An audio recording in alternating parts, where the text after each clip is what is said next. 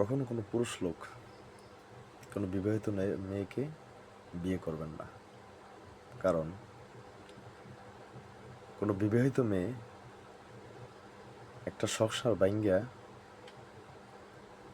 সে আপনার সংসারে আসবে। তা সে যদি সাংসারিক হয় তাহলে ওই সংসারটা সে ভাঙতো না। আর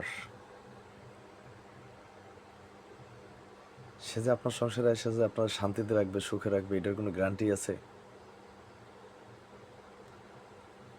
অতএব কোনো বিবাহিত মেয়ে কোনো পুরুষ লোক বিয়ে করবেন না। কারণ সে যদি দ্বিতীয় ঘরে যাইতে পারে, সে তৃতীয় ঘরে যাওয়ারও চিন্তা করবে, চতুর্থ ঘরে যাওয়ারও চিন্তা করবে।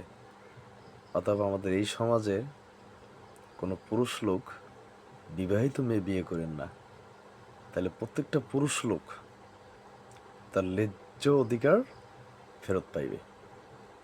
কারণ একটা মেয়ে ৩০০ বার চিন্তা করবে যে কোনো বিবাহিত মেয়ের বিয়ে হয় না, কারণ বিয়ে তো আমরা পুরুষ লোক করি।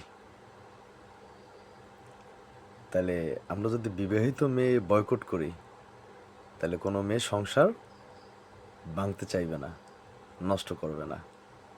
অতএব আপনার একটা কাজের জন্য পৃথিবীর সব পুরুষ লোক যদি শান্তি পায় বা তার অধিকার ফেরত পায়, তাহলে এইটা করাটা আমি মনে করি বেটার।